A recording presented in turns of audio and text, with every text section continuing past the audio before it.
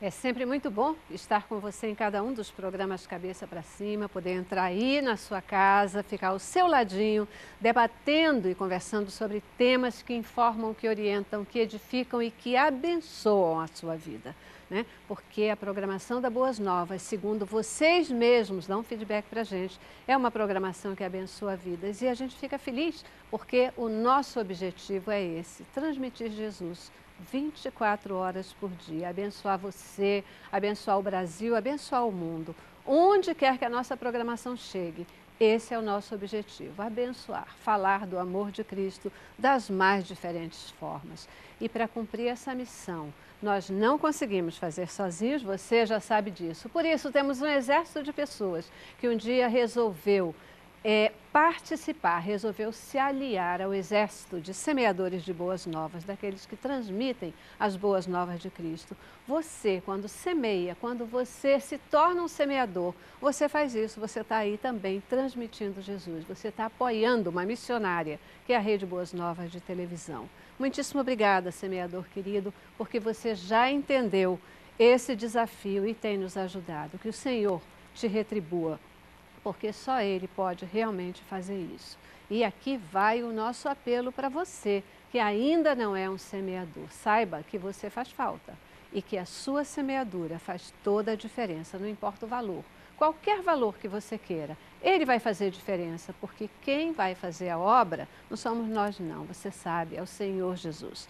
Ele pega, Ele multiplica e Ele nos dá o maná, o nosso pão de cada dia, a partir da sua semeadura. Portanto, se você tem sido abençoado pela nossa programação, mas ainda não é um semeador, olha, agora é a hora. 21126300 ou www.boasnovas.tv. Torne-se um semeador e venha ajudar cada vez mais a cobrirmos o Brasil e o mundo com as boas novas de Cristo. Eu hoje ainda quero mandar um abraço muito especial para a Igreja Batista lá de Campo Grande, especialmente para aquelas pessoas que vieram aqui nos visitar. Nós ficamos muito felizes de receber a sua visita. Você que, além de telespectador, quer nos conhecer mais de pertinho, é isso aí, liga para cá, marca a sua visita, vem aqui nos conhecer, vem nos dar um abraço, porque isso nos faz mais felizes ainda. É um prazer receber todos vocês, cabeça para cima, sempre pertinho de você, de todas as formas. No programa de hoje, a gente traz para você mais um tema de saúde, um tema que ele responde a vários pedidos que tivemos. Até já falamos sobre esse tema, mas hoje nós vamos voltar a ele, porque você pediu. Você já sabe, né, que aqui é assim. Você pede e a gente vai falar sobre os assuntos que são do seu interesse. 2 a 4% da população mundial sofre com a síndrome do pânico. São dados da Organização Mundial de Saúde. Essa doença, que costuma aparecer entre 20 e 30 anos, ela afeta principalmente as mulheres. Como é que essa doença aparece? Quais são as causas? Como que a gente pode diagnosticá-la? Quais são os sintomas? E será que é possível se preparar para o momento da crise? No Cabeça para Cima de hoje, nós vamos conversar sobre essas questões e tentar dar respostas a você. Síndrome do pânico é o nosso tema. Começamos com o nosso informativo e temos um time especial aqui para podermos conversar e debater. A síndrome do pânico é um tipo de transtorno de ansiedade no qual ocorrem ataques repetidos de medo intenso de algo ruim que aconteça de forma inesperada. O ataque de pânico começa de repente e, na maioria das vezes, atinge o seu ápice dentro de 10 a 20 minutos. Sua causa é desconhecida. A genética pode ser um fator determinante. Pesquisas indicam que se um gêmeo idêntico tem a síndrome do pânico, o outro gêmeo também pode desenvolver o problema em 40% das vezes. No entanto, a síndrome do pânico, em geral, ocorre sem que haja nenhum histórico familiar. Muitas pessoas com síndrome do pânico buscam tratamento primeiro no pronto-socorro, pois os ataques parecem cardíacos. O médico vai realizar um exame físico, incluindo uma avaliação psiquiátrica. Serão realizados exames de sangue. Outras doenças devem ser descartadas antes de diagnosticar a síndrome do pânico. É isso aí, vamos falar sobre esse tema, síndrome do pânico. E é uma doença que muitas vezes as pessoas não dão importância ou não acreditam naquilo que o outro está sentindo, né? Muita gente acha que é piti, que aquilo não é sério, que aquilo é falta de uma posição firme da pessoa de enfrentar um momento de ansiedade. Mas será que é assim mesmo? Algo muito mais sério. Por isso a gente trouxe aqui especialistas para conversarem conosco. Eu recebo no estúdio a Miriam Alice Ferreira Correia. A Miriam, ela é psicóloga clínica, colunista e palestrante, vai nos ajudar aqui com esse tema. Muitíssimo obrigada pela sua presença, Miriam. Eu que agradeço o convite, estou à disposição.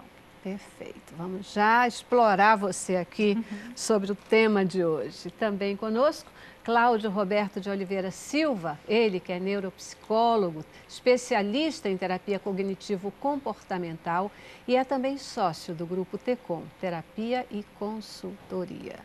Muitíssimo obrigada por estar aqui com a gente. Agradeço o convite, é um grande prazer e é sempre bom falar sobre coisas, né, que na realidade têm solução. Tem esperança, pode ser mudado.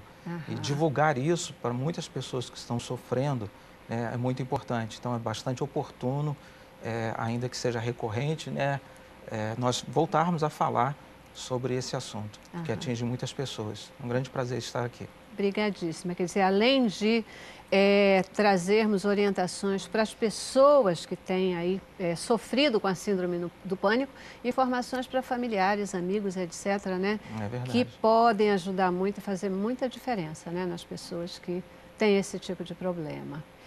E também conosco, completando o nosso time de hoje, a Karen Terahata. A Karen, ela é jornalista, é criadora do projeto Sem Transtorno e ela é portadora de síndrome do pânico. Isso. Muitíssimo obrigada. Eu que agradeço, é um prazer estar aqui. Debater e compartilhar com a gente aqui aquilo que você tem enfrentado, né? Com essa doença, né? Com esse problema. Pode ser chamada de doença ou a gente... Porque tem essas coisas, né? Às vezes na medicina e tal, umas coisas não, isso não é uma doença, isso é uma síndrome, é isso, é aquilo. Pode ser chamada de doença? É uma doença. É uma doença. Reconhecidamente internacionalmente. Internacionalmente, né? É interessante porque o sentimento que se tem, a minha percepção, muitas vezes, é de que a síndrome do pânico é uma doença eminentemente psicológica. É por aí? Digamos que o ápice, né, quando ocorre o transtorno do pânico, ele já vem sendo gradativamente desenvolvido, né? E os sintomas já estão mais do que estabelecidos e o psicológico já se antecedem a eles. Tá? Com o medo, com o pavor de que você possa tê-los, são antecedidos. Então, o psicológico influencia primeiramente nesse caso. Mas a origem da doença, ela não é psicológica. O nosso informativo falou um pouquinho disso. Pode ser genético? Pode ser genético. Ainda não se tem uma definição clara sobre essa origem da síndrome do pânico, mas acredita-se que existam componentes genéticos. Então, acredita-se nisso aí. A dúvida, né, é doença, não é doença? Bem, ela está dentro da classificação internacional de doença, que é o CID-10. Se está ali, é porque é um transtorno, é uma doença, senão não estaria ali. Perfeito. Então, é o CID-10 F41.0. Então, está ali, bem claro. Transtorno, está dentro do quadro de transtorno de ansiedade. Portanto, não dá nem para ter dúvida, né? Não dá nem para se ter qualquer desconfiança de que não seja uma doença e, portanto, se a doença precisa de tratamento, precisa de atenção. Uma característica do transtorno, há muitas pessoas que confundem o transtorno do pânico com um episódio, por exemplo, de pânico. Uma pessoa pode ter um episódio, uma situação na sua vida que vai ter todos os sintomas do pânico. Ou seja, o coração vai disparar, vai ter ataque cardíaco, ela pode ter sudorese, ela pode ter um medo muito intenso, ansiedade alta, mas não ser uma síndrome do pânico, não ser um transtorno do pânico. Porque secundariamente ela pode ter as chamadas comorbidades. Ela pode ter um quadro de depressão e por alguma razão na vida dela, alguma coisa aconteceu, e ela vai ter esse sintoma. que vai aparecer de pânico, mas que não é a síndrome do pânico. Tá? Não é o transtorno do pânico. É um episódio que aconteceu associado por alguma coisa secundariamente que ela tinha e que apareceu. São as chamadas comorbidades. Então, nem todo sintoma que parecem ser de pânico são considerados transtorno de pânico. E eles não estão associados, por exemplo, uma pessoa pode ser fóbica e essa fobia fazer com que ela tenha todo um sintoma de pânico, mas não é o transtorno de pânico. Por que não é? Porque o transtorno de pânico, ele não está associado a um evento previsível, algo que aconteceu, tem medo de elevador. E aí a pessoa vai para o elevador, tem um medo, tem um terror e tem todos os sintomas que parecem ser pânico, mas não é o pânico do transtorno de pânico. O transtorno de pânico ele pode acontecer sem estar associado a nada. Alguns anos atrás, eu lendo um livro, né, especializado no assunto, uma jornalista, ela narrava que ela estava dirigindo o carro dela, indo para Petrópolis, e no caminho, do nada, ela estava de bem com a vida, e do nada o coração começou a disparar, começou a ter sudorese, ela começou a ter uma sensação de que ia morrer, ela ficou bem mal e teve que parar o carro porque começou a passar mal, mas não sabia do quê. Por que estava passando mal? Isso aí era um sinal que começou, ela já com 30 e poucos anos de idade, que estava sinalizando ali um transtorno do pânico. Por quê? Porque ela não entendia o que estava acontecendo com ela, não estava associado a nada que tivesse acontecido com ela de uma forma preocupante. Aconteceu essa situação, passado algum tempo voltou e aí começou a se tornar recorrente.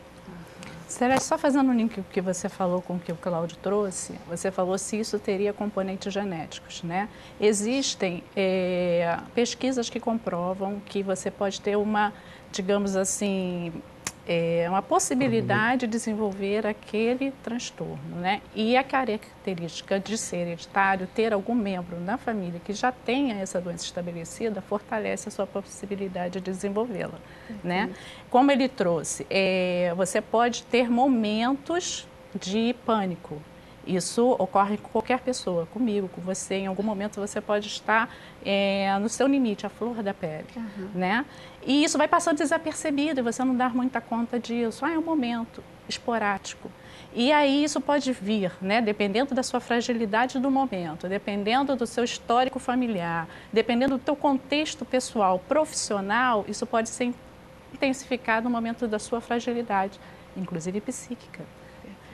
Então, isso tem componentes contextuais, tem componentes subjetivos e tem componentes físicos e hereditários, né? Então, dentro dessas possibilidades, você tem um pontual, você tem outro pontual, você não vai dando muito crédito a isso, aconteceu. Só que, em um determinado momento, você é invadido por essas sensações que você nem sabe identificar. E aí está estabelecido, né, o transtorno do pânico. Cara, e você se deu conta de que você tinha a síndrome do pânico? Foram amigos? Foi a família que te alertou? Como é que foi o teu processo de percepção de que era essa doença? Coincidentemente, ou não sei, a minha primeira crise também foi dentro de um carro, né? Assim como essa jornalista que o Cláudio relatou, eu também estava assim, passeando, um momento descontraído. Então, não tinha nada que pudesse me fazer prever que eu fosse ter uma crise de pânico como a que eu tive. Então, de repente, eu subiu um calor e eu comecei a sentir muita pressão no peito, falta de ar, meus braços começaram a formigar. Geralmente, esses são os sintomas de uma crise de pânico. Então, ninguém precisa te dizer ou você procurar, você geralmente é levada para um pronto-socorro, porque os sintomas se assemelham muito aos de um ataque cardíaco, alguma coisa assim, né? Então, foi o que aconteceu.